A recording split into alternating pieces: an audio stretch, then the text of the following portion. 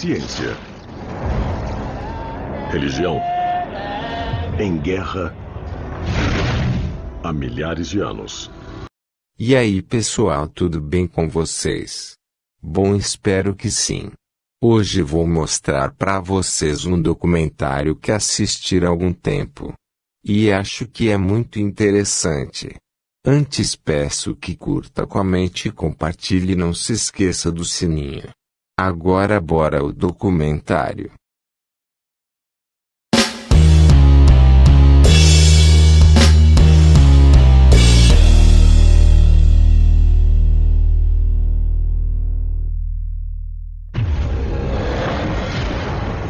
Ciência.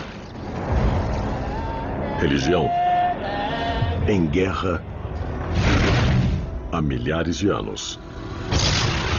Cada vez que depende de um teste, fica provado que a ciência tem razão. Conforme a ciência progredia, Deus ia tendo cada vez menos o que fazer.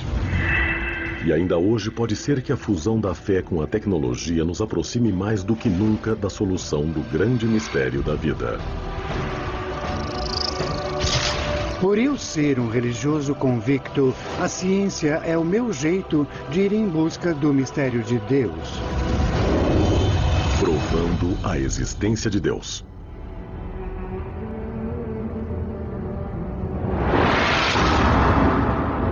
Durante séculos, a Igreja Católica esteve em guerra com a ciência, acreditando que sua existência poderia prejudicar os princípios mais sagrados da fé. Os cientistas ficaram estigmatizados como hereges. Seus avanços eram escondidos da população e às vezes até desmentidos sob a ameaça de morte. Mas atualmente há indícios de uma mudança radical. Quando as pessoas ficam sabendo que eu sou um padre e um cientista trabalhando especialmente para o Vaticano, onde há um observatório, a pergunta é sempre: por quê? Por que o Vaticano tem um observatório? A instalação multimilionária de classe mundial fica a 3.300 metros acima do nível do mar. Seu telescópio de 1,80 m consegue sondar milhares de anos-luz das galáxias.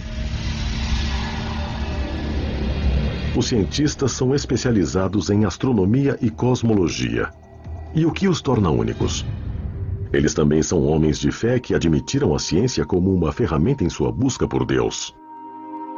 Temos uma metodologia bem rigorosa que nós aprendemos conforme vamos nos formando cientistas. Dada a história instável da Igreja com a ciência, é de se impressionar que haja esse observatório de ponta. Especialmente desde o Iluminismo, existiu uma relação áspera entre ciência e a religião, onde a ciência, eu acho, explicou cada vez mais sobre o mundo. E as pessoas religiosas sentiram-se cada vez mais ameaçadas. O âmago da ameaça, para quem tem fé, é que a ciência diminua tanto a Deus que ele deixe de existir. E isso envolve todo um modo de vida, uma vida inteira de mundo. Durante grande parte do último milênio, desafiar a explicação dos eventos naturais da Bíblia era um perigo. No início de 1600, notáveis astrônomos foram levados a julgamento quando suas descobertas científicas conflitaram com crenças religiosas enraizadas. Uma das ideias científicas mais ameaçadoras foi uma teoria desenvolvida pelos astrônomos Copérnico e Galileu. A Igreja ensinava que a Terra era o centro do sistema solar e que o Sol girava em torno dela. Mas Copérnico e Galileu sugeriram o contrário, que o Sol era o centro do sistema solar. As descobertas de Galileu foram recebidas por alguns da Igreja Católica como um problema. Ela se opunha à Bíblia que menciona. E então o Sol parou. Se na verdade é a Terra que se move e o Sol está parado, segundo a Igreja, isso gera um conflito. Desde a época de Galileu, acho que a Igreja Católica deu uma guinada. Graças a Deus. A admissão da ciência é uma mudança, mas a questão é: por que agora? A presença da Igreja no Observatório do Vaticano quer dizer que a Igreja reconhece o valor da ciência e do conhecimento que adquirimos através dela.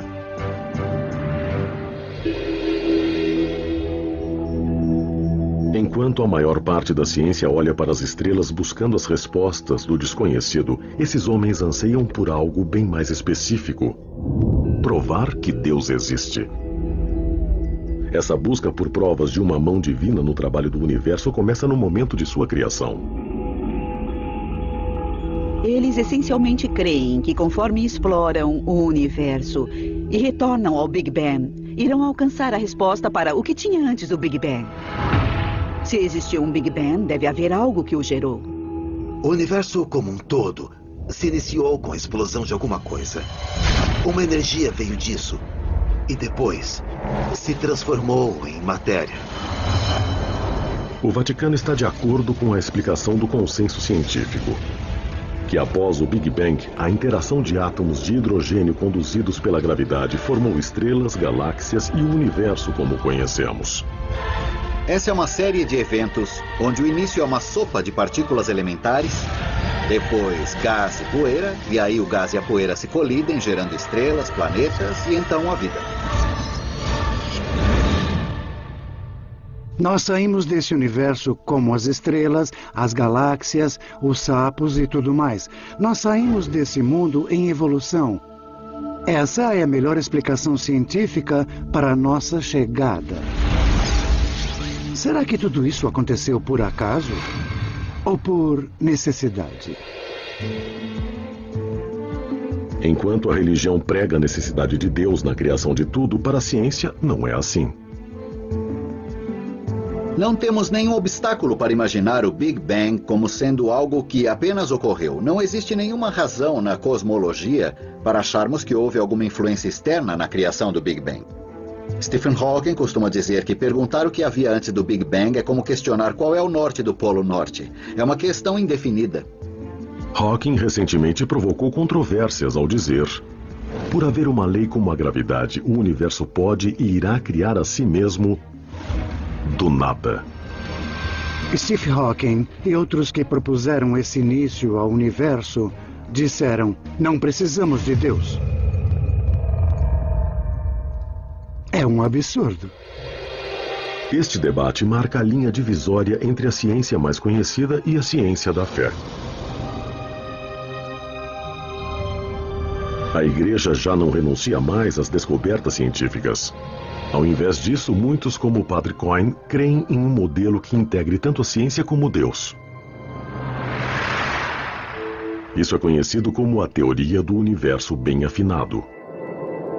Ela sustenta que as condições exatas necessárias à criação da vida são tão precisas que não poderiam ter surgido por acaso.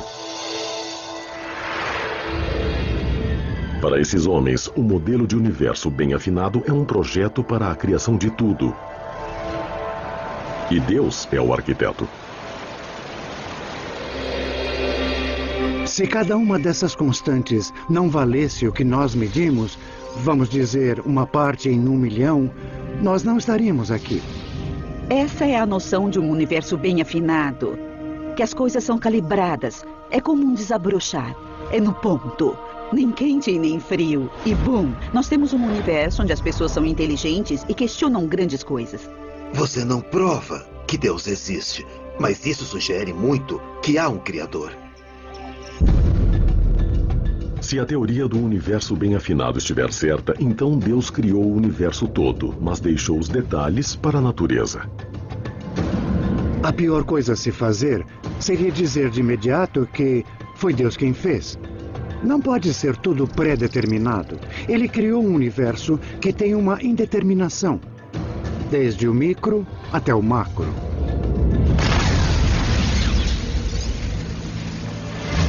E essa nova filosofia pode fazer com que a Igreja fique mais perto que nunca de uma prova de Deus. O Observatório do Vaticano é somente uma parte dessa mudança, voltada em direção ao aproveitamento de novas tecnologias em uma busca contínua. Mas o espaço não é a única fronteira nessa pesquisa. Os arqueólogos e os caçadores de relíquias estão igualmente procurando evidências palpáveis de Deus aqui na Terra. Suas pesquisas se iniciaram com a Bíblia. Ela tem estado no centro do conflito entre ciência e a fé desde o início. Alguns estudiosos questionam as origens de muitos livros da Bíblia e os acontecimentos que eles descrevem. Se olharmos a Bíblia como um documento literal, a ciência aponta algumas divergências. Mas os fiéis verdadeiros a veem como a palavra literal de Deus. E agora eles usam a ciência para tentar provar isso. Se a investigação científica provar que alguns dos milagres bíblicos podem ter de fato ocorrido, muitos acreditam que isso também poderá provar a existência de Deus. Etiópia. Ao norte da Etiópia, um homem está na trilha da maior descoberta de todas. Fui treinado como um policial científico. Agora uso essas habilidades para tentar solucionar os antigos mistérios da Bíblia. Atualmente estamos em uma jornada bem empolgante para possivelmente resolver um dos maiores mistérios de todos os tempos. Sua missão: achar a Arca da Aliança Perdida, um baú misterioso construído para guardar as tábuas em que os 10 mandamentos foram escritos. Para muitos, a Arca é nada mais que uma lenda. Mas os fiéis creem, e isso irá revelar a prova física de Deus. De acordo com o Velho Testamento, Deus se comunicou com os judeus por meio dessa arca. Ali há um objeto que foi um sinal de Deus e a confirmação dele ter estado na terra. Esse objeto fundamental da adoração dos judeus e de repente sumiu. E um puff saiu do nosso campo de visão. E ninguém sabe o que aconteceu com ele. Se a arca constitui uma prova definitiva de Deus, é um tema para debate. Mas primeiro, ela tem que ser achada. Assim como Cornuck, arqueólogos e pesquisadores vasculharam o globo buscando as pistas de seu paradeiro. Mas depois de milhares de anos, as pistas estão frias. Em sua busca, Cornuck mira uma área rica em possíveis evidências. Me falaram que puseram sangue nisso. Relatos históricos. O Abbas está me mostrando um buraco que foi feito nessa pedra. Eles afirmam que aqui foi onde o mastro da tenda ficou. E a tenda era o tabernáculo. E novas pistas que logo poderiam levá-lo à arca.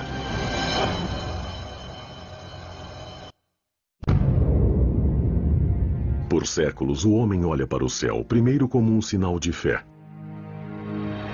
E depois, pela reflexão científica. Agora é o encontro dessas duas doutrinas opostas que podem conter a solução do maior mistério da vida, a prova da existência de Deus.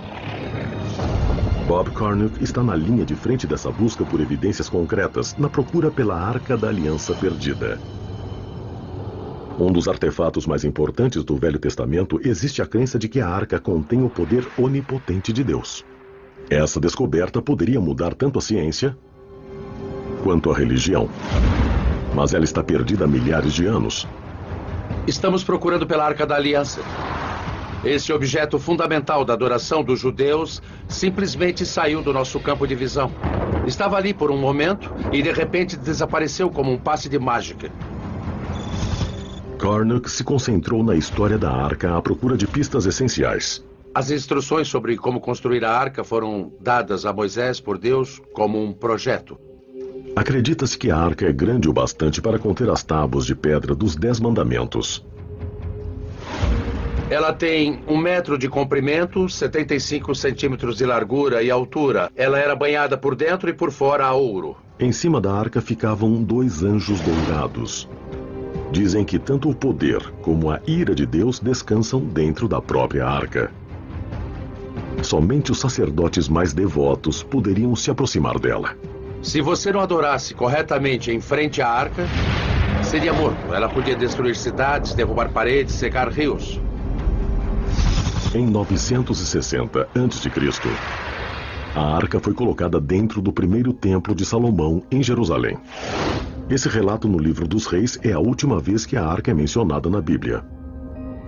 Ninguém na Bíblia fala, e a arca foi roubada ou ela foi destruída. Ela só deixa de existir.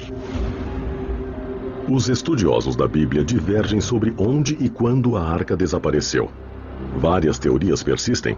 Para Cornuck, a liderança mais forte surgiu de pesquisas iniciadas na década de 80 por Graham Hancock, um correspondente do The Economist. Hancock teorizou que a arca foi tirada do Templo de Salomão durante o reinado de um rei pagão. Essa pessoa é Manassés, um rei mau, maníaco e louco, que colocou ídolos pagãos dentro do templo. Essa profanação do templo teria forçado os sacerdotes devotos que vigiavam a arca a protegê-la por qualquer meio necessário. Até mesmo removê-la do seu lugar de descanso sagrado. A arca teria sido transportada por fiéis sacerdotes levitas que sentiam repulsa pela sujeira que estava sendo trazida ao templo. Cornuck acredita que o caminho mais provável de fuga de Jerusalém teria sido a oeste, para o Egito e depois descendo o rio Nilo. Ilha Elefantina. A próxima pista para apoiar sua teoria poderia estar nessas rochas na pequena Ilha Elefantina. Cornuck se baseia na existência de ruínas de um antigo santuário, construído nas exatas especificações as do Templo de Salomão, lar original da arca. Os moradores acreditam que ele foi construído como um refúgio temporário. Mas a arca não estaria segura lá por muito tempo. Os arqueólogos dizem que houve um grande conflito na Ilha Elefantina. Os historiadores descrevem um tumulto dos vizinhos egípcios que colocou a arca em perigo. Cornuck acredita que o motivo do ataque pode fornecer uma pista sobre o que aconteceu com a arca. Diziam que a arca era tão poderosa que um sacrifício de sangue tinha que ser feito antes de vê-la. Pela lei judaica, isso é proibido em todos os lugares, exceto na presença da arca. Os judeus teriam sacrificado o carneiro e os egípcios adoravam o carneiro. É um conflito, o templo é destruído. Cornuck especula que no meio da batalha a arca foi levada às pressas a um local seguro. A questão é, onde?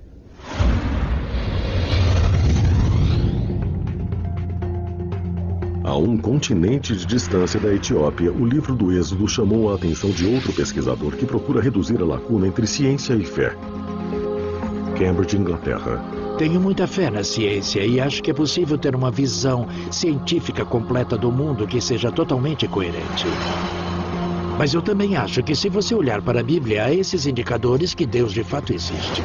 O Sr. Colin Humphreys, um físico e cristão devoto, acredita que a ciência é a chave para desvendar os mistérios do Velho Testamento. E pode finalmente provar que Deus programou esses acontecimentos épicos. Sua investigação começa com um dos momentos mais emblemáticos da Bíblia: a divisão do Mar Vermelho. Egito. 1446 a.C. De acordo com o livro do Êxodo, Moisés e os judeus escaparam da escravidão, mas encontram-se encurralados entre a espada e o mar. Os judeus estavam de fato presos, eles não tinham saída. E de repente, vem esse vento que sopra o mar para trás a noite toda. E tem uma terra exposta. E os judeus pensam, Deus, que maravilha, e todos cruzam correndo. E claro, o exército do faraó os persegue logo atrás.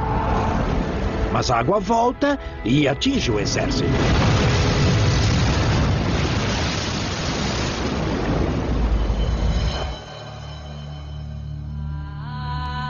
Para os fiéis, essa passagem de 3.000 anos é uma prova da obra de Deus. Mas a nossa compreensão da física moderna e da dinâmica dos fluidos levanta dúvidas. O Mar Vermelho é um vasto corpo de água, mais de 300 quilômetros no seu ponto mais largo, com uma profundidade média de quase 500 metros. Então, onde os judeus teriam cruzado com segurança? As opiniões divergem sobre a localização provável, mas muitos pesquisadores bíblicos apontam para o Estreito de Tirã, na foz do Golfo de Acaba, como o local que melhor corresponde às distâncias e à topografia descritas na Bíblia. Golfo de Acaba. Aqui, o Golfo se restringe a um canal de apenas 13 quilômetros de comprimento. Um cume de recifes de coral no fundo do mar cria a parte mais rasa do Mar Vermelho. Mas os recifes ficam a mais de 9 metros abaixo da superfície, muito profundo para atravessar a pé, conforme descrito no Êxodo. E há também o problema das tropas do faraó. O Êxodo conta que o exército egípcio perseguia os judeus em fuga. Se o relato bíblico é verídico, como eles tiveram um destino diferente? Para quem não acredita, a improbabilidade desses eventos é a prova de que o relato do Velho Testamento não é mais que uma história. Bíblia Sagrada. Agora, a ciência pode resolver a questão. Quando eu, como cientista, leio a história do êxodo do Egito, a minha inclinação natural é dizer como isso pode acontecer. A explicação pode ser um simples princípio físico, aquele que pode ser observado em um copo simples de água. É um fato muito simples. Se encher um copo d'água até a borda e assoprar, você fará a água transbordar. E se tiver um sistema de vento forte em um grande lago de água, ele força a água para fora, e isso é bem conhecido pelos geólogos e cientistas. Em casos extremos onde grandes quantidades de água são deslocadas por esse fenômeno, os cientistas também observaram uma forte reação. Uma parede de água barulhenta retorna para preencher o vazio. A teoria de Humphreys sobre a separação do Mar Vermelho se pauta nesse fenômeno natural acontecendo em grande escala. Um evento conhecido como vento direcionado, seguido por um evento de reação conhecido como pororoca. O cientista atmosférico Dr. Carl Drews, do Centro Nacional de Pesquisa Atmosférica, acredita que Humphreys pode estar certo. O vento direcionado ocorre quando um vento forte sopra por um longo tempo sobre uma superfície de água. E gradualmente a água se move na direção do vento, se afastando da costa, fazendo a superfície do oceano descer. Então o que sobra é uma porção de terra seca onde havia antes o fundo do mar. Usando o poder de supercomputadores, Drews estudou o efeito do vento direcionado em locais que vão do Nilo até a costa da Inglaterra. Há 2 episódios que ocorreram nos Grandes Lagos em 2006 e 2008. O vento direcionado é observado a cada 5 ou 10 anos no Lago Erie. Há essas fortes rajadas que vêm do oeste que causam tempestades em Buffalo. Mas do lado de Toledo, que é o lado contra o vento, grandes partes do lago estarão completamente secas e a água desaparece no horizonte. Tem-se observado que a diferença de altura entre uma extremidade do Lago Erie e a outra pode ser até 5 metros. Absolutamente incrível. Espera-se que a água do Lago Erie fosse nivelada. Com um vento forte soprando por muitas horas, a diferença é de 5 metros. Mas seria necessária uma tempestade de extrema força para partir o Mar Vermelho, até mesmo nas partes mais rasas de 9 metros do Estreito de Tirã. Para ocorrer um vento direcionado aqui, fortes rajadas teriam que soprar por horas em uma direção precisa. Para podermos ver um vento direcionado forçando a água por quilômetros, precisamos de uma longa extensão de água. Êxodo 14. Humphreys se volta para a evidência bíblica em busca de pistas sobre a tempestade. O relato no Êxodo descreve um vento forte vindo do leste que sopra a noite toda. Ele teoriza que se ventos fortes sopraram pela extensão do Golfo de Aqaba por várias horas, um vento direcionado com força suficiente para expor a ponte de terra pode ter ocorrido. O Golfo de Aqaba tem 180 quilômetros de comprimento e se fizermos as somas com um vento furacão, pode-se forçar a água para trás pelo menos 730 ou 1.600 metros. Aproveitando os dados recolhidos dos satélites da NASA, o Dr. Carl Drews cria um modelo de oceano e mapeia o terreno do Golfo para examinar os possíveis efeitos desse tipo de tempestade. Eu usei mapas geológicos e levantamentos, o percurso dos sedimentos para reconstruir a disposição das lagoas e dos rios que havia no período do Êxodo. Depois, juntei isso com o modelo do oceano em um supercomputador e apliquei um vento digital, um vento soprando a 100 km por hora. Seria difícil andar nessa ventania, mas é possível, dá para andar para frente. Furacões e ciclones se desenvolvem mais frequentemente sobre o oceano aberto. Então, em relação aos padrões climáticos globais, poderia uma tempestade dessa magnitude ter como alvo o Mar Vermelho, que é cercado por terra? Um estudo oceanográfico na Universidade do Estado da Flórida calculou que uma tempestade assim pode atingir esta região somente uma vez a cada 2.400 anos. Uma probabilidade pequena, mas cientificamente possível. Combinando o relato bíblico da travessia ao modelo científico, Drews constrói uma linha do tempo que coincide com as condições descritas no Êxodo. A tempestade perfeita. A Bíblia diz que isso ocorreu durante uma noite. Então, o vento que soprava durante 12 horas de repente para e eu acho que as águas se separam por um período de 4 horas e depois elas se juntam outra vez. Mas mesmo com essas 4 horas para cruzar a ponte de terra exposta, teria sido impossível que 2 milhões de judeus atravessassem o Mar Vermelho e fugissem. A evidência científica desmente o relato bíblico? Seria muita gente para passar por um pequeno espaço em apenas 4 horas. Esse número é incrivelmente grande. Muita gente acha que a história do Êxodo é inventada. Humphreys atribui essa discrepância a uma tradução problemática do Êxodo. No hebraico antigo, a mesma palavra pode ter diferentes significados. E a palavra que foi usada para milhares no livro do Êxodo é uma palavra hebraica chamada Aleph, mas que também pode significar um grupo ou uma tropa. Sabemos da literatura egípcia que a tropa de um exército egípcio tinha somente 10 homens. Então, se levarmos em conta essa tradução e fizermos as contas, acabamos não tendo 650 mil homens com mais de 20 anos, e sim cerca de 5 mil homens com mais de 20 anos. Adicionando as mulheres e crianças, isso dá 20 mil pessoas, bem mais administrável. Se esse novo cálculo de Humphreys for exato, ele reforça o argumento de que o milagre do Mar Vermelho realmente ocorreu. Humphreys calcula que uma multidão desse porte conseguiria atravessar um leito de mar de 13 quilômetros em 4 horas. Então, assim, tudo se encaixa. E a matemática, que é complicada, de repente fica simples e tudo combina tão bem que só pode ser a solução correta. É um tipo de descoberta de arrepiar. Um modelo de computador avançado também pode validar uma peça final do milagre do Mar Vermelho. Ao estreitar o tempo de travessia a um intervalo de 4 horas, a ciência pode ter resolvido como os judeus conseguiram escapar. E também como possivelmente os egípcios encontraram seu destino. Em um dos maiores massacres descritos na Bíblia.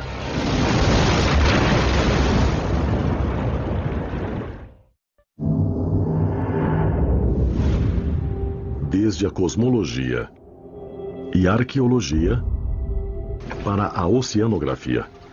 Pesquisadores de várias disciplinas científicas lançaram uma pesquisa global para descobrir uma prova palpável de Deus. O Sr. Colin Humphreys e o Dr. Cal Drews estão procurando evidências que provem que os acontecimentos descritos na Bíblia de fato ocorreram. Usando cálculos precisos e também modelos complexos de computador, cada um detalhou um cenário de uma tempestade perfeita que eles alegam que poderia ter causado a separação do Mar Vermelho, como foi descrito no livro do Êxodo.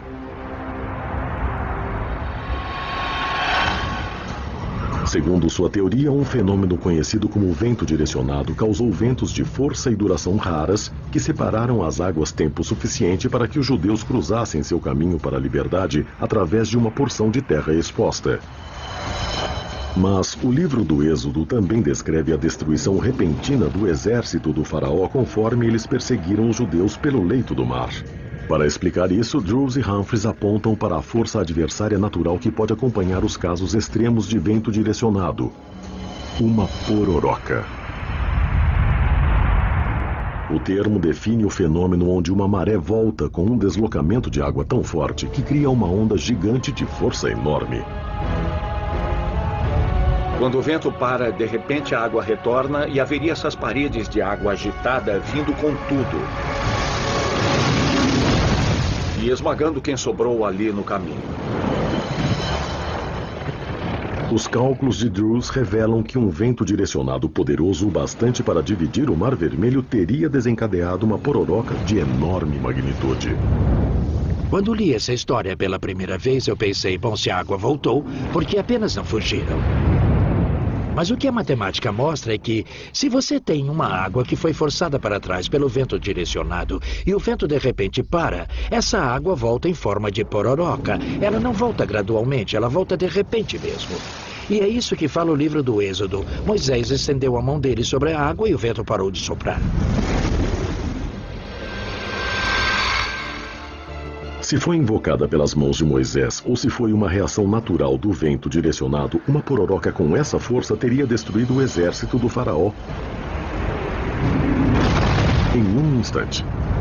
De repente, eles ouvem um barulho distante e olham, e alguma coisa parecida com uma montanha de água caindo sobre eles pelos dois lados e pela parte de trás. Aquilo varreu aquelas pessoas para o mar.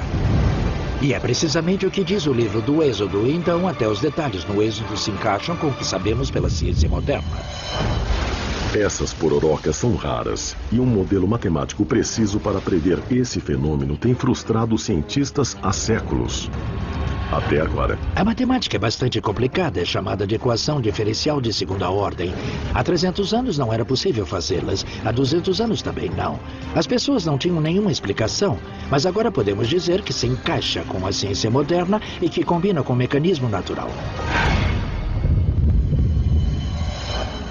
Somente com o advento dos supercomputadores, as previsões de fluidos dinâmicos desta complexidade foram possíveis. A tecnologia está abrindo uma nova fronteira na busca de Deus. Mas enquanto esses fenômenos naturais oferecem uma explicação científica para os acontecimentos descritos em Êxodo, somente isso não prova Deus. Pode ser que Moisés tivesse muita sorte. Pode ser que ele soubesse prever o tempo muito bem. Então você diz, por que chamamos isso de milagre? Foi por causa da precisão. Eles teriam sido destruídos. É um evento muito improvável de acontecer justo na noite que você precisa dele.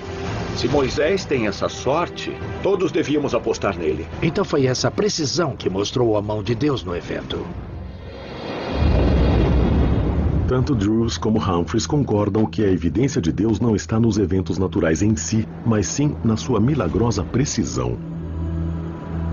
Em última análise, está além dos poderes da ciência explicar como uma tempestade que ocorre uma vez na vida foi acontecer na hora e no lugar exato para resgatar os judeus. Eu acho que a ciência responde os comos, como isso aconteceu. E a religião responde os porquês. Algumas pessoas pensam que se for possível explicar um milagre, pode-se explicar tudo. Eu não acredito nisso. Nós devemos esperar que Deus opere no universo dentro das regras que Ele mesmo construiu. Então, para mim, isso não substitui a fé. Na verdade, é um salmo que diz que quando Deus abriu o Mar Vermelho, Ele não deixou suas pecadas na água. Então, obviamente, Deus não era visível. Enquanto seu trabalho tem estreitado a lacuna entre a ciência e o sagrado, esses cientistas admitem que, por enquanto, a fé é necessária para preencher as últimas lacunas. Os cientistas devem ser humildes e perceber quando sua ciência não alcança o sobrenatural. Nós só estudamos o natural. Então eu estudo o movimento do vento e da água. De acordo com a Bíblia, Deus enviou o vento na hora certa e mandou Moisés estar lá.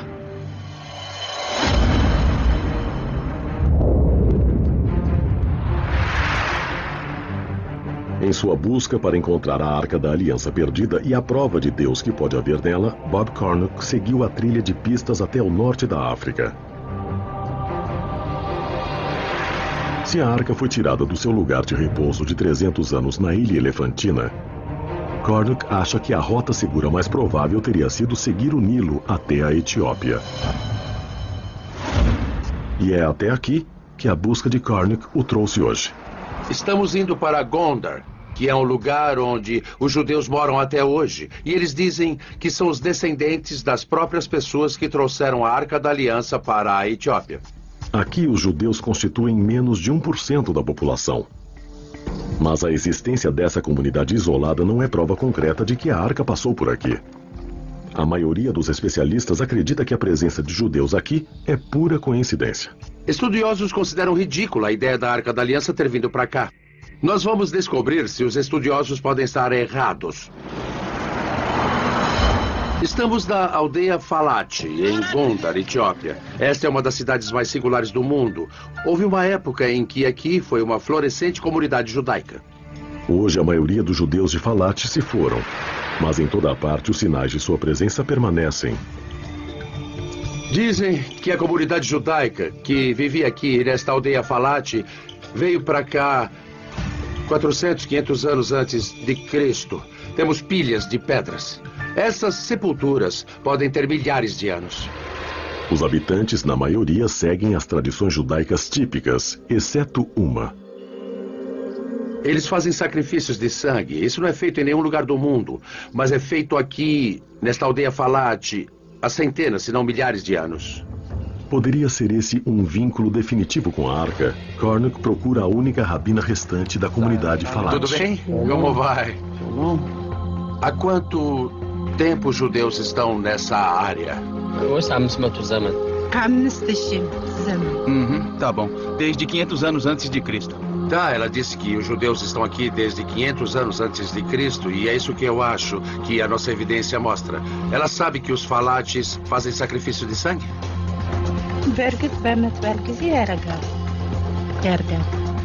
Eles faziam sacrifício de sangue, enquanto havia judeus etíopes aqui. Os rituais de sangue apontam para a Arca, mas histórias não provam nada, e Cornuck sabe disso. Sua razão de voltar a Gondar hoje é para encontrar evidências biológicas, uma ligação genética entre essa comunidade isolada de judeus e a ordem de sacerdotes que protegia a Arca da Aliança há milhares de anos. Será que ela nos permite fazer o teste nela, dentro da boca? Eu estou muito feliz por você testar o meu DNA. Cornuck está compilando um banco de dados de DNA dos judeus locais. Será uma busca em tempo intensivo que ainda tem que produzir resultados, mas a descoberta de uma única ligação genética aos levitas antigos poderia ser uma bomba. Se pudermos mostrar uma marca de DNA que os conecte a esse evento antigo, vai ser demais, fundamental para a teoria de que a Arca veio para a Etiópia. A triagem genética moderna pode ser uma ferramenta essencial em determinar uma ligação com a Arca. Mas a meio mundo de distância, outra equipe de pesquisadores pode ter tropeçado em uma ligação ainda mais direta a Deus, escondida em nosso DNA. A prova científica de Deus. Alguns a procuram no nascimento do universo, outros nos desertos da África e do Oriente Médio. Mas e se a prova mais surpreendente de Deus não estiver em um templo ou um santuário? E se estiver dentro de todos nós?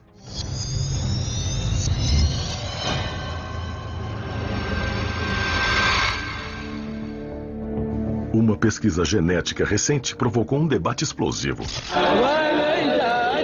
Para explorar se podemos estar programados a acreditar em Deus.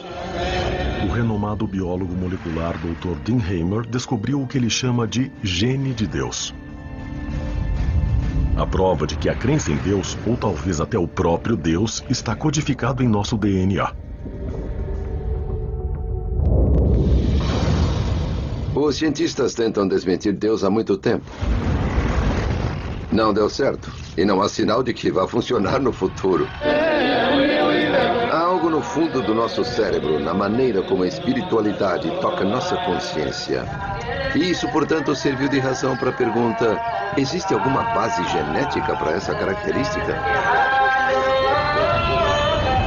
O Dr. Hamer se deparou com o tópico por acidente. Eu estava estudando o papel dos genes em outros traços de personalidade na orientação sexual, os quais são conhecidos por terem um componente biológico. Aconteceu de eu estar usando um questionário de personalidade que incluía um item chamado autotranscendência. O Dr. Hamer define o termo autotranscendência como a inclinação de ver um mundo maior e mais amplo do que o visível. Um mundo de espiritualidade além do reino físico do dia a dia. Pode ser mostrado numericamente que a religião de uma pessoa, digamos católica ou protestante, depende totalmente do ambiente em que vive.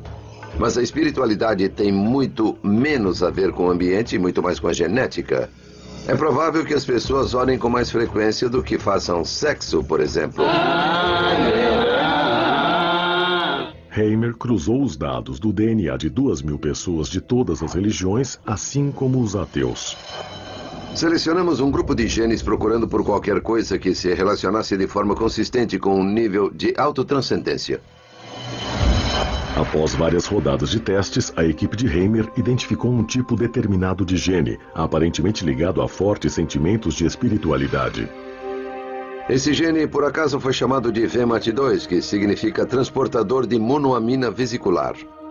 Só para simplificar, nós o chamamos de gene de Deus. Acreditamos que ele tem algo a ver com a capacidade ou suscetibilidade das pessoas de acreditar em conceitos como Deus. Seria isso a evidência de que Deus está constituído em nosso código genético? Uma coisa interessante sobre a espiritualidade é que ela é de fato um traço de personalidade independente. É diferente da ansiedade ou de qualquer outra coisa que medimos. E ela possui um componente emocional muito forte que faz com que as pessoas acreditem nas coisas mais loucas ou nas mais importantes, dependendo do seu ponto de vista.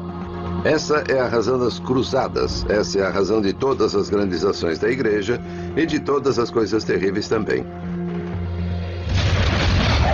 Hamer diz que o gene de Deus age como uma droga que banha o cérebro humano com neurotransmissores chamados monoaminas, que regulam o humor e a percepção. O gene de Deus equilibra essas monoaminas enquanto elas são transportadas de célula a célula e afeta as respostas emocionais do indivíduo. O gene VMAT2 existe em todas as pessoas. Assim como todos nós temos genes da cor do cabelo e dependendo de exatamente quais alelos do gene você tem e quais as combinações de genes, isso irá determinar se seu cabelo é loiro ou preto, ou se você é maior ou menor no nível de autotranscendência. Quanto mais forte for o alelo ou a versão do gene que a pessoa tiver, mais provável será que ela sinta a presença de Deus.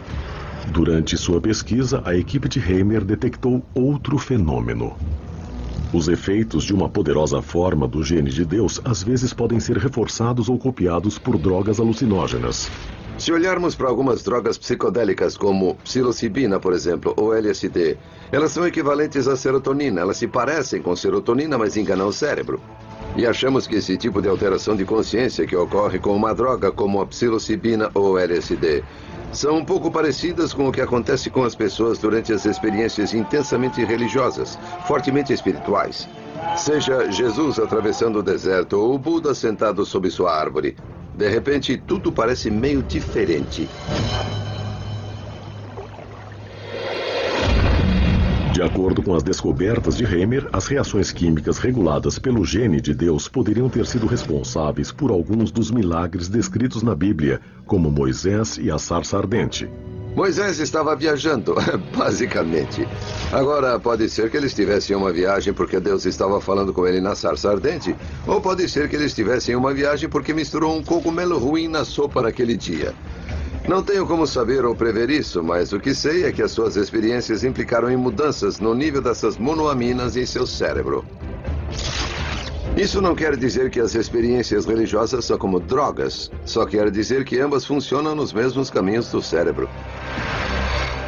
Possuir o gene de Deus que o torna mais espiritual é como ter um pouquinho mais de psilocibina em toda a sua vida. E isso só faz o cérebro ser um pouco mais suscetível a esses tipos de ideias. Se você tem fé, pode dizer, olha, isso prova que Deus nos fez para que possamos compreendê-lo. E isso comprova a existência de Deus. Se for um ateu, pode falar, olha, isso prova que o cérebro simplesmente inventa Deus de qualquer maneira. É um monte de química. Deus não existe. Mas se ele não está lá para ligar o homem a Deus, por que algo como o gene de Deus evoluiria?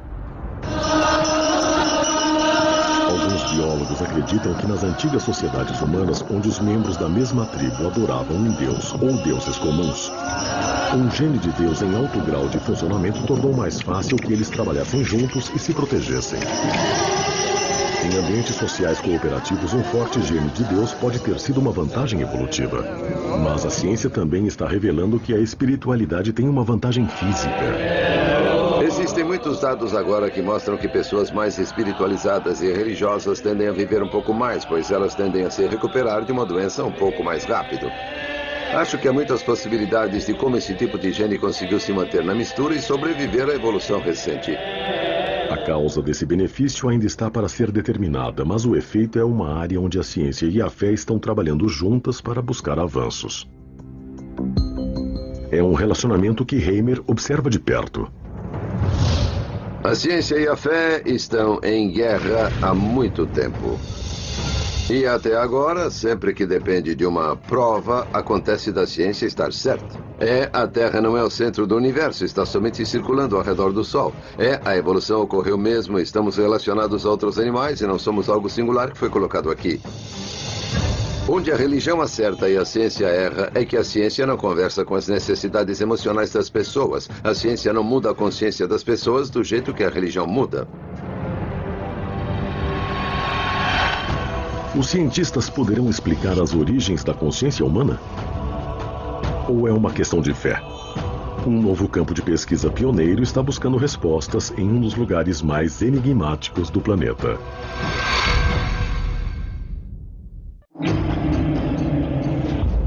Por toda a história, o homem se esforça para explicar a sua própria existência.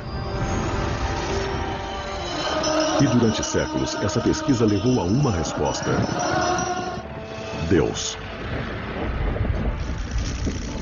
Os avanços científicos do século passado levantaram dúvidas sobre a existência de um ser supremo.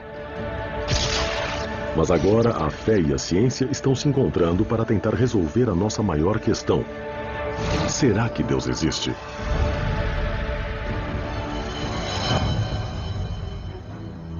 Enquanto os caçadores de relíquias e os fiéis procuram encontrar a prova na Bíblia, esse pesquisador acredita que o caminho para Deus pode estar muito mais perto do que pensamos. Sua busca por respostas o levou a investigar os funcionamentos mais internos da mente humana. O Dr. Andrew Newberg, diretor de pesquisa de medicina integrada da Universidade Thomas Jefferson, estuda o que acontece com o cérebro humano quando ele contempla Deus e o mundo espiritual. Acho que estamos em um ponto interessante onde temos a chance de juntar ciência e religião de uma forma que nunca pudemos fazer. Há um senso do cérebro humano que nos permite explorar o mundo cientificamente e pensar nas coisas de forma religiosa ou espiritual. Usando escaneamentos cerebrais de baixa radiação, Newberg, na verdade, consegue assistir mudanças físicas ocorrerem no cérebro enquanto uma pessoa ora ou medita. Decidimos analisar as pessoas que realizavam uma variedade de práticas religiosas e espirituais durante muitos anos. Nosso trabalho inicial foi feito com pessoas que eram muito firmes em meditação budista tibetana. Também analisamos um grupo de freiras que estavam engajadas em suas crenças religiosas há mais de 50 anos. O que fizemos foi usar um scanner que fotografava o cérebro deles. Fotografamos enquanto repousavam e também quando não faziam nada em particular. Depois tiramos mais uma foto do cérebro deles enquanto meditavam ou praticavam as suas orações. As áreas que pareciam ser mais afetadas durante essas práticas incluem uma parte do cérebro chamada lobo frontal, logo atrás da testa. E essa é uma parte do cérebro que normalmente funciona quando concentramos nossa mente em alguma coisa. Nas análises de Newberg, o lobo frontal acendeu da mesma forma que faria se os indivíduos estivessem concentrados em um problema de matemática difícil. Os monges tibetanos mostraram um aumento da atividade em seu córtex visual porque estavam se concentrando em objetos sagrados. Quando olhamos as freiras que estavam somente orando, não vemos as áreas visuais se conectarem ao cérebro, mas na verdade vemos as áreas verbais ligarem. Faz sentido, pois é uma oração, é uma prática verbal. Mas as análises também revelaram algo inesperado. Outra área que ficamos particularmente interessados é uma área chamada de lobo parietal, que fica na parte superior atrás do cérebro. O que achamos muito interessante nas pessoas que meditavam e nas freiras que oravam é que essa área do cérebro de fato se acalma durante essas práticas. O lobo parietal é a parte do nosso cérebro que monitora e reforça o sentido do nosso ambiente imediato ao redor. Então, quando o Dr. Newberg viu o lobo ficar escuro, ele testemunhou os indivíduos perderem mentalmente a noção de seu espaço, tornando-se um com o universo. E o cérebro está dizendo, sim, é verdade, você deve sentir essas coisas, pois o lobo parietal escurece e o lobo frontal acende. Passamos por uma experiência em que a pessoa de fato se perde, perdendo também a capacidade de perceber o espaço e o tempo do modo que percebemos.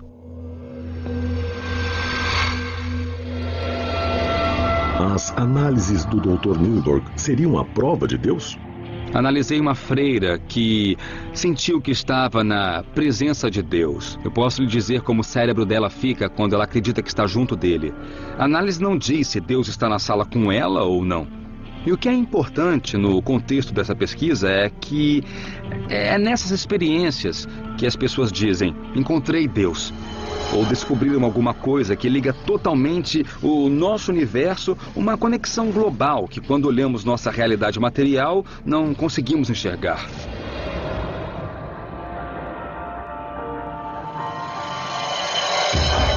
As descobertas de Newberg sugerem que, pela forma que o cérebro de uma pessoa está aceso, pode-se determinar se ela tem fé ou se não tem. Durante os testes no scanner, ateus foram convidados a contemplar Deus. Então, ao vermos o cérebro de um ateu contemplando Deus, o que percebemos é que nos lobos frontais não há de fato um grande aumento da atividade como há quando vemos as freiras que estão meditando e se concentrando em Deus. O que concluímos em termos de como interpretamos essa descoberta é que um ateu de fato não entende a coisa.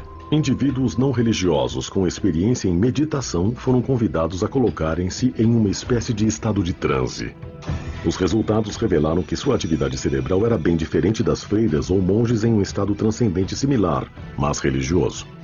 Eles realmente não querem pensar em Deus ou têm problemas para pensar nele.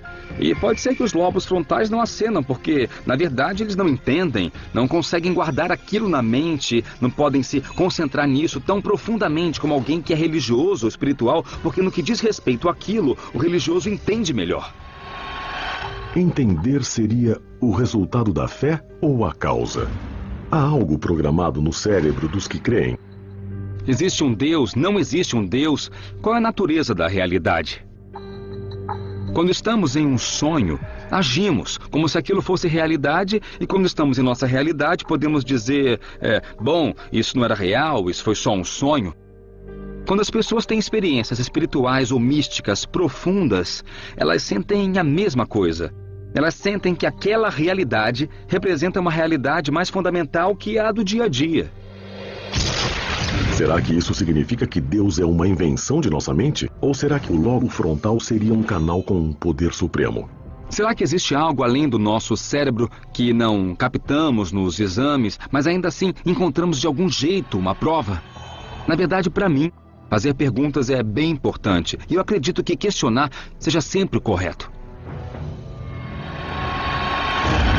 Enquanto a busca por evidências do Todo-Poderoso no cérebro humano continua, outros estão procurando a prova física da presença de Deus na Terra. Na Etiópia, Bob Carnock está caçando um dos artefatos mais sagrados mencionados na Bíblia: a Arca da Aliança Perdida.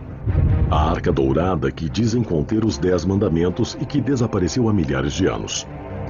A sua recuperação e autentificação poderia validar vastas partes do Velho Testamento e poderia até ser um canal direto com Deus. Carnock seguiu um rastro de pistas pelo Nilo até a sua origem, o Lago Tana. Estamos cruzando o lago e temos uma viagem de barco de umas 3 horas. Tempestades frequentes e águas infestadas de crocodilos fazem dessa uma travessia traiçoeira. Se a arca foi trazida aqui pelos seus protetores, as defesas naturais do Lago Tana podem ter afastado os possíveis inimigos. A remota localização teria sido um esconderijo ideal para o artefato sagrado. Esse lago é muito grande e possui algumas ilhas interessantes. Podem ser as peças de um quebra-cabeça que resolveriam o mistério do local onde a Arca da Aliança está e para onde ela foi. A mais de 50 quilômetros da costa fica uma ilha proibida. Um penhasco com mais de 13 metros de altura delineia o perímetro. Um obstáculo assustador que poderia ter salvado a arca de caçadores e ladrões. Aqui é a ilha Tanakirkos e dá para ver que parece uma fortaleza. Como alguém pode escalar essa parede e ao mesmo tempo trazer a arca junto? Tanakirkos é habitada por monges que tomam muito cuidado com estranhos. Eles guardam uma série de artefatos raros que poderiam comprovar que a arca ficou escondida na ilha por 800 anos. Alguns desses tesouros nunca foram vistos por estranhos. Determinado a ter acesso aos artefatos, Karnak visitou a ilha antes, trabalhando para ganhar a confiança dos monges. Olá. Oi. Esse é Abba Gabriel. Ele é um grande amigo meu. É considerado um homem santo e reverenciado por milhares de pessoas. Vamos ver a aldeia dele e ver também os artefatos que podem estar ligados de um jeito bem singular à verdadeira Arca da Aliança. As relíquias ficam protegidas em um bunker trancado. Estamos aqui na frente de uma porta que guarda tesouros, coroas de reis, instrumentos que eles dizem que conseguiram trazer para cá de Jerusalém com a Arca da Aliança. A presença de Deus está literalmente nesses objetos. Esses frágeis instrumentos seriam artefatos do ritual de sangue realizado na presença da arca, como uma oferenda a Deus. Karnak tem permissão de examinar uma relíquia crucial. O Gomer, uma antiga bacia que dizem que era usada para colocar o sangue do animal sacrificado. Me disseram que colocavam o sangue aqui, eles mexiam para que não coagulasse, polvilhavam sobre o povo para dar-lhes o perdão. Eles respingavam isso sobre a Arca da Aliança. Os monges de Tanakirkos não permitirão que os artefatos sejam removidos da ilha, tornando a autenticação científica difícil. Mas Karnak acredita que os objetos correspondam à descrição da Bíblia sobre as ferramentas usadas no ritual do sacrifício. Apesar de não haver prova conclusiva, elas fortalecem a teoria de que a arca veio para essa direção. A dificuldade é que não existe uma pessoa que possa entrar lá e dizer com certeza isso que você tem é da Bíblia. Essas coisas combinam muito bem com o relato bíblico. Dá para tirar as palavras da Bíblia e literalmente colocá-las sobre esses objetos, que se encaixam perfeitamente. A história toda se junta aqui e tudo nessa ilha vem a calhar. Tanakirkos revela mais pistas. Estamos aqui neste penhasco.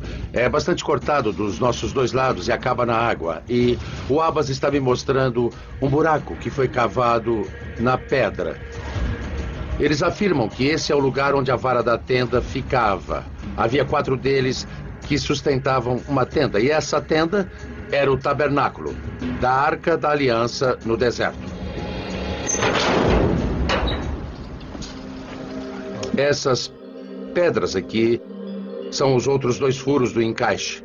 Eles, na verdade, os pegaram, os tiraram do bloco de granito de lá e trouxeram-nos aqui como lembranças de quando a Arca da Aliança ficava no tabernáculo. Essas descobertas sustentam a teoria de que a arca estava aqui na ilha de Tanakirkos. Mas enquanto Karnak procura pela prova de Deus, muitos dos fiéis recorrem a um poder superior, procurando ajuda em um objetivo mais urgente: a cura do câncer. Onde a medicina falhou, esse curandeiro do Texas pode trazer a salvação.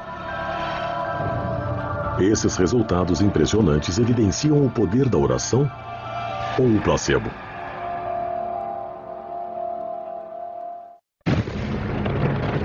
Na busca mundial pela prova da existência de Deus, os neurocientistas estão explorando a complexa relação entre a espiritualidade e o cérebro humano. Usando tomografias, o neurocientista Dr. Andrew Newberg observou mudanças químicas no cérebro quando uma pessoa ora ou medita. Através de uma série de estudos, ele identificou o lobo frontal do cérebro como o epicentro da experiência religiosa e espiritual. O cérebro tem o poder de curar?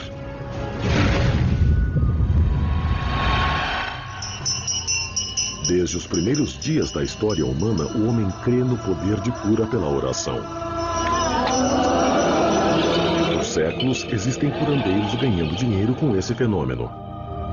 Enquanto muitos permanecem céticos em relação à prática, os resultados obtidos por alguns curandeiros levantam a questão se há algo milagroso acontecendo mesmo. As multidões que clamam para serem vistas pelo Dr. Aisan Naime acreditam que estão testemunhando Deus trabalhando pelas mãos de um homem. Esse é de verdade! Só mais um dos milagres de Deus! O Dr. Naime é um ex-anestesista que virou curandeiro. Se eu chamar isso de curandeirismo, significa que sou eu quem cura. Mas, na realidade, a cura não vem de mim. Naime afirma que ele é um condutor através do qual a cura passa.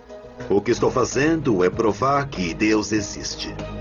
Naime diz que as milhares de curas que ele ajudou ao longo dos anos são a prova de que a ciência e a fé trabalham em uníssono. Eu não posso separar Deus da própria ciência. Quando vamos tratar as pessoas, elas não têm que saber que eu estou orando. Muitos que procuram o Dr. Naime tentaram todas as opções que a medicina tradicional pode oferecer. Eu tenho câncer de ovário e procuro por um milagre. Estou no final da linha quanto aos medicamentos. Fiz 3 cirurgias.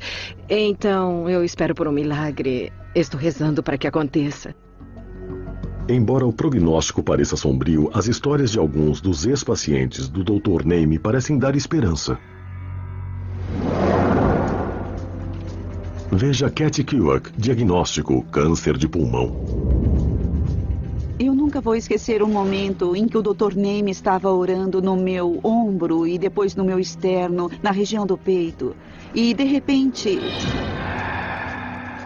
meus pulmões se abriram pela primeira vez na minha vida e dei a maior puxada de ar fresco que já senti entrar em meus pulmões.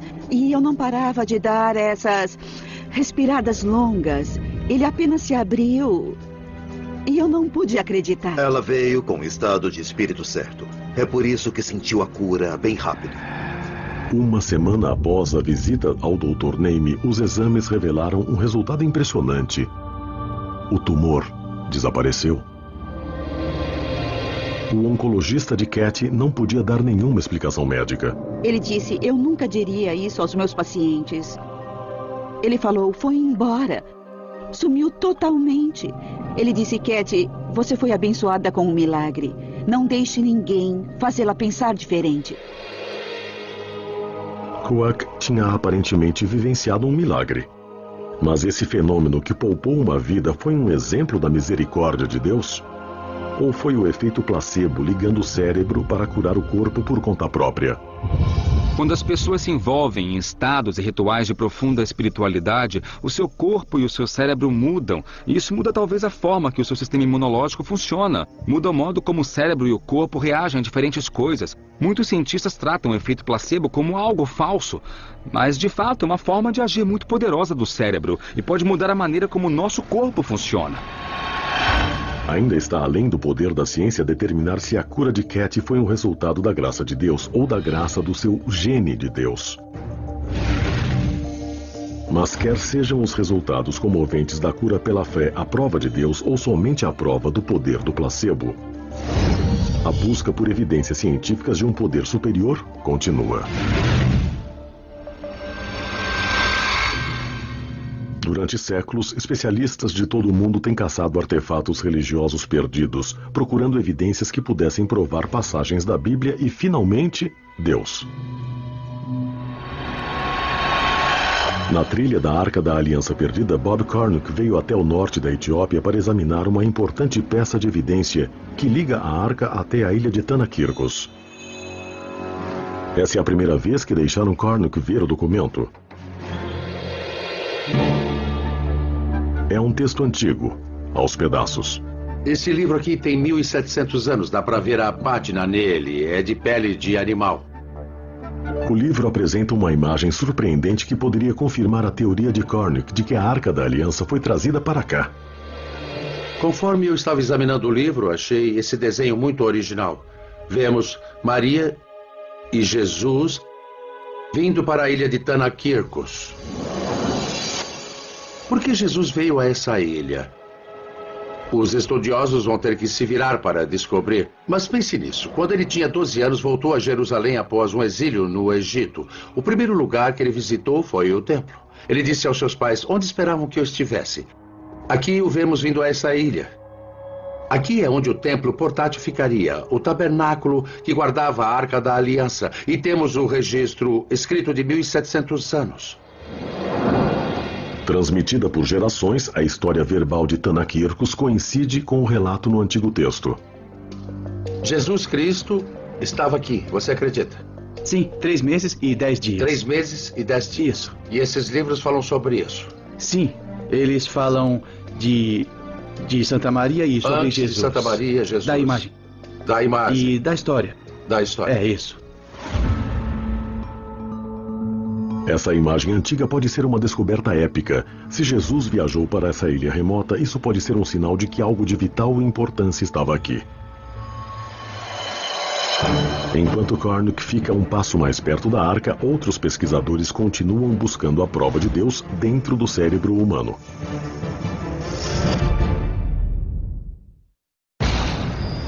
Nos últimos 50 anos, os cientistas se juntaram em uma das maiores questões da humanidade, a busca por provas da existência de Deus.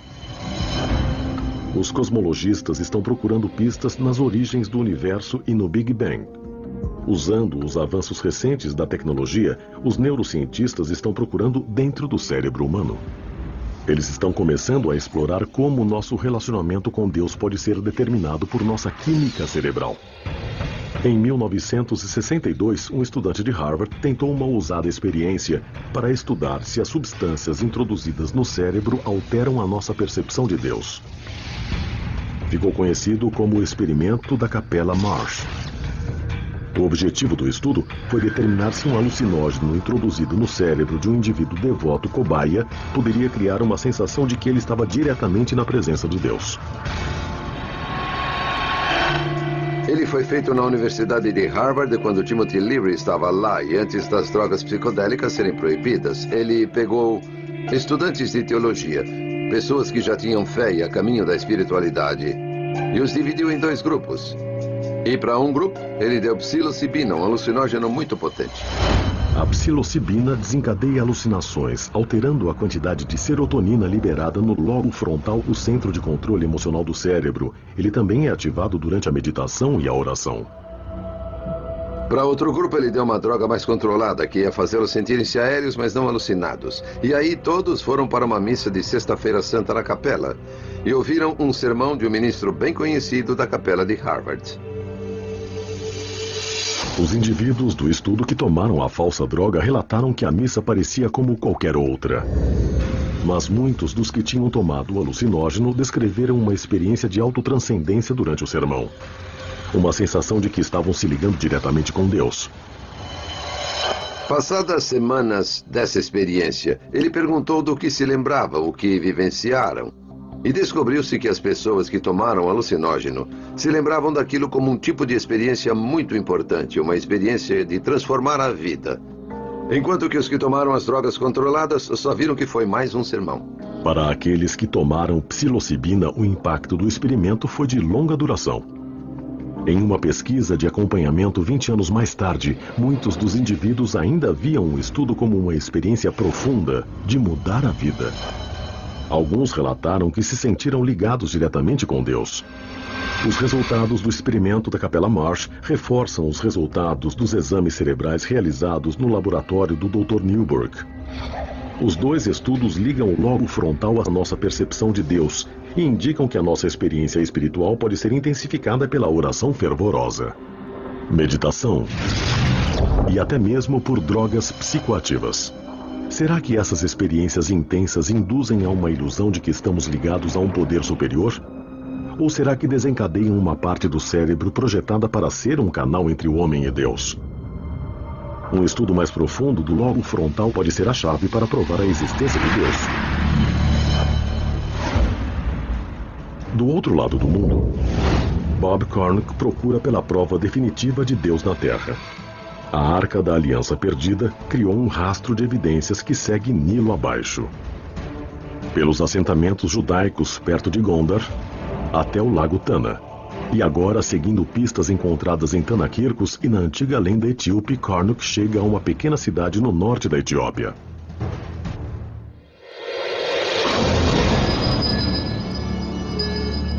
É o fim de uma longa jornada para mim. Como é que eu fui acabar aqui, de tantos lugares, para essa antiga aldeia empoeirada de Aksum? Aksum nem sempre foi uma cidadezinha agrícola. Há 1500 anos, ela era a capital vibrante do Império Aksumita, um estado-nação que dominava o comércio no norte da África com um poder que rivalizava com Roma. Os reis de Aksum apreciavam demonstrações luxuosas de sua riqueza e colecionavam tesouros do mundo antigo ao redor. No século IV d.C., o governante de Aksum, em teoria, capturou o maior troféu do mundo cristão. Ezana foi para a ilha de Tanakirkos, pegou a arca e a trouxe aqui. Ele a trouxe para esse local. Em frente às ruínas de uma igreja grandiosa construída por Ezana, Karnak vê que a prova está bem debaixo de seus pés. Pedras com o dialeto etíope do século IV chamado Ge'ez detalham o roubo da arca e sua chegada triunfante aqui. Nós estamos andando nas pedras da fundação da mais antiga igreja da África subsaariana. E foi para cá que o rei Ezana, no século IV, trouxe a Arca da Aliança. Os monges me disseram que esse é o piso original. Um pequeno pedaço dele permanece e é onde esteve o Sagrado Senhor. Aqui é onde a Arca da Aliança ficou por várias centenas de anos. Evidências arqueológicas revelam que aqui já foi uma grande igreja, estilo basílica, uma estrutura à altura para guardar o artefato sagrado. Dá para ver que essa igreja tinha uma bela decoração pelas esculturas daqui. Não eram somente blocos de pedra, não foi uma simples igreja. Isso é o que chamam de piscina batismal. Deve ser isso ou pode ser um local de banho, onde os sacerdotes se lavavam antes de irem para ver a Arca da Aliança. A igreja foi saqueada pelos invasores muçulmanos no século XVI. A história local afirma que a arca foi resgatada por seus protetores fiéis que a esconderam até que pudesse ser colocada na igreja de Nossa Senhora Maria de Sião. Quando a igreja foi reconstruída em 1965, tornou-se uma catedral fortificada. Um bunker fortificado construído para proteger algo de grande valor. Bem ali é onde os etíopes dizem, e eu pessoalmente acredito, que a Arca da Aliança repousa hoje.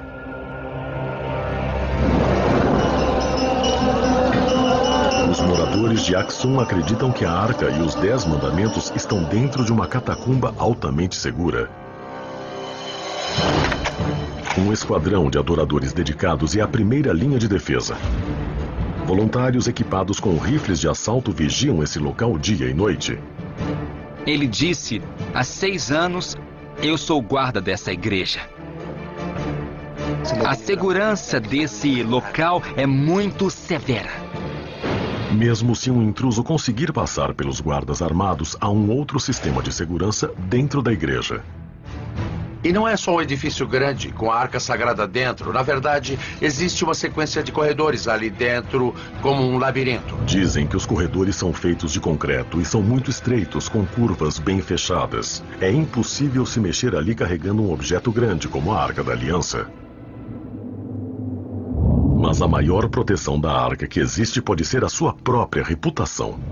Os etíopes creem que ela tem grandes poderes. Eles acreditam que se você ficar na presença desse objeto e não estiver com o coração puro, você vai cair morto, que será queimado vivo. Eles têm a convicção de que essa arca tem poderes supremos bem acima do que imaginamos. Há menos de uma década, 3 monges teriam se esgueirado até a câmara e pararam diante da arca. Um homem morreu no local. Outro morreu 2 semanas depois. Vim até aqui logo após que ouvi falar sobre isso. Me reuni com a família, fui ao túmulo, o vi. O terceiro homem ficou com uma visão muito ruim e ainda está vivo hoje. Eu não creio que a arca tenha os poderes que os etíopes afirmam. Acho que ela tem o poder de dominar a mente. Essas pessoas foram doutrinadas desde que nasceram.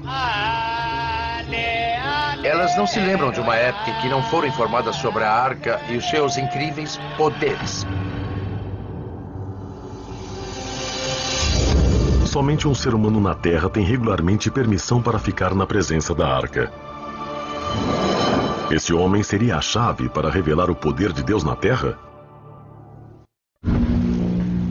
Desde a química do cérebro humano até a exploração de sistemas estelares distantes, a ciência está descobrindo novas evidências na busca mundial pela prova da existência de Deus. Armados com as mais recentes técnicas de análise científica, pesquisadores e arqueólogos de todo o mundo estão caçando o artefato mais cobiçado da Bíblia, a Arca da Aliança. Se a acharem, ela pode ser uma evidência do próprio Deus. Para Bob Cornuck, a busca de sua vida o levou a uma igreja na Etiópia rural. Ele acredita que por trás desses portões está o que poderia ser a descoberta arqueológica mais importante na história, a Arca da Aliança Perdida. Acredita-se que esse clérigo que vive enclausurado seja o único humano na Terra que pode ficar na presença da Arca. Ele é conhecido como o Guardião. O Guardião é quem protege a Arca. Ele nunca tem permissão para sair, passa a vida toda preso entre esses muros. Se a Arca não está ali, por que todos esses guardiões, há centenas e centenas de anos, ficariam dentro dessa prisão? O Guardião raramente fala com estranhos, mas agora, depois de muito negociar com anciãos de Aksum, Cornuck conseguiu algumas palavras.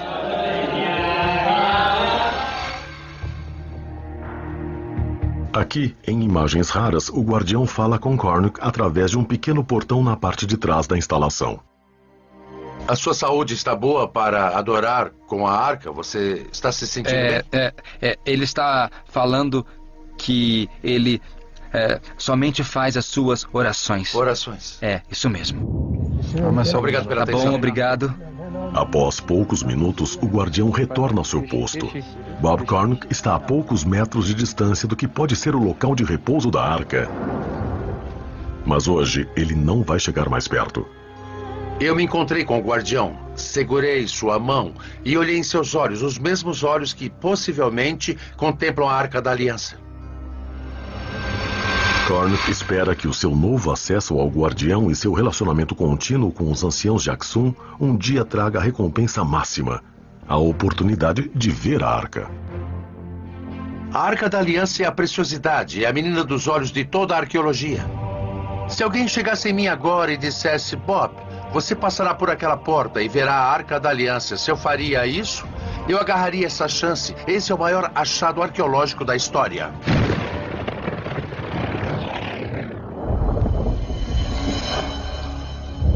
A busca por evidências científicas de Deus se estende desde os maiores objetos do universo até os menores. Grenoble, França, a casa de um laboratório enorme. Localizado a mais de 150 metros de profundidade e abrangendo a fronteira de duas nações. Essa é a linha de frente em busca de algo que poderia rivalizar com a importância da Arca da Aliança na corrida para achar as provas da existência de Deus. Uma micropartícula subatômica chamada partícula de Deus. Mais conhecida pelos físicos como o bóson de Higgs, a teórica partícula de Deus pode ser um elo perdido. Se for detectada, poderá mudar todo o nosso entendimento do universo. E pode alterar para sempre o debate sobre a existência de Deus. As partículas são de dois tipos. Há basicamente as partículas de matéria e as partículas de força. As partículas de força podem se empilhar uma sobre a outra, e isso é o que chamamos de bósons. Muitos físicos de partículas acreditam que o bóson de Higgs seja a partícula desconhecida que dá massa a toda a matéria no universo. O bóson de Higgs é muito diferente de todas as outras partículas que conhecemos. A coisa que faz o bóson de Higgs especial é que mesmo no espaço vazio, ele está lá. Ele fornece um meio através do qual as outras partículas se movem. E é por isso que, em última análise, as partículas como os elétrons ou quarks adquirem massa. A melhor analogia seria imaginar um meio como a água, o melaço ou o ar. Conforme você se move através deles, eles resistem um pouco. Então é possível imaginar que se corrermos pelo ar, conseguiremos ir muito rápido. Se tentarmos correr pela água ou por um melaço, vamos ficar mais lentos. Então, a grosso modo, é isso que o bóson de Higgs faz com todas as partículas da natureza. Se eles puderem localizar essa partícula de força, pode ser um passo importante para desvendar os mistérios do Big Bang e da origem do universo. Para estudar as partículas subatômicas, os físicos usam aceleradores de partículas. Para procurar a partícula de Deus, os pesquisadores construíram o maior do mundo. Uma pista oval de 27 quilômetros, conhecida como o Grande Colisor de Hadrons, ou Large Hadron Collider. Os instrumentos que temos no Grande Colisor são essencialmente as máquinas mais complicadas e mais precisas já construídas pelos seres humanos.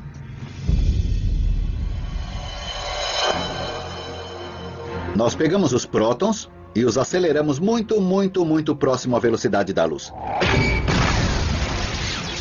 Até o ponto em que a velocidade não tem importância, o que importa é a energia.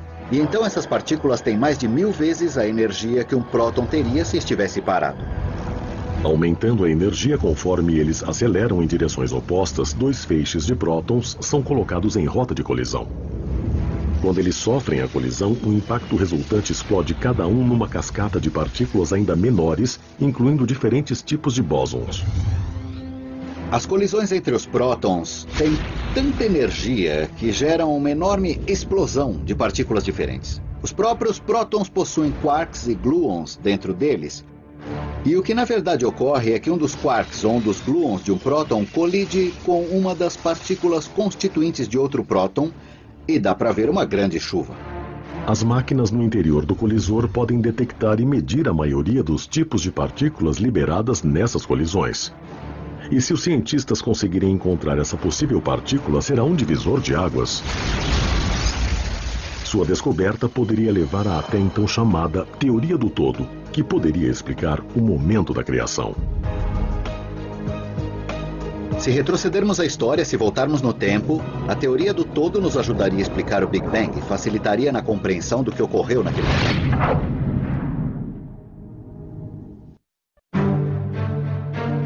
Pesquisadores ao redor do mundo estão ampliando os limites de nosso conhecimento científico, abrindo uma nova fronteira na busca épica da humanidade para achar as provas da existência de Deus. Essa busca levou os físicos a construírem o maior maquinário científico na história da humanidade, o Grande Colisor de Hadrons. O acelerador faz colidir em feixes de partículas subatômicas com energias que se aproximam daquelas encontradas momentos após o Big Bang. Essas colisões permitem aos cientistas sondar os menores blocos constituintes da matéria e energia. Como Einstein diz que E é igual a mc², a energia é proporcional à massa. Se quiser fazer partículas mais pesadas, vai precisar de mais energia, o que significa que é necessário construir máquinas cada vez maiores. O objetivo é encontrar o bóson de Higgs, mais conhecido como a partícula de Deus.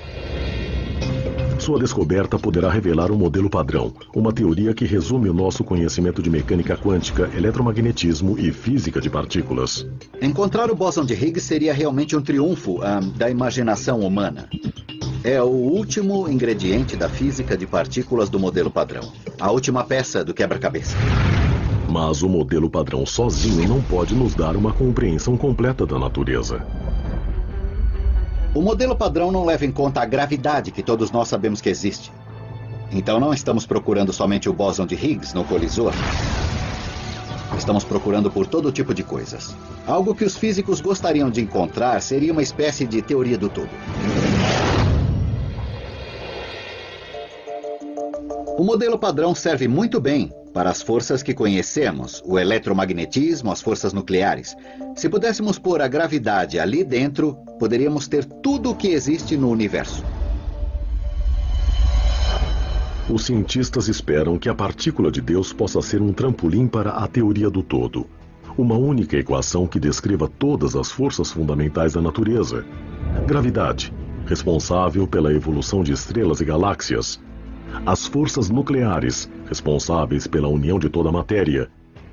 E a força eletromagnética, responsável pela luz, pelas interações químicas e pela própria vida.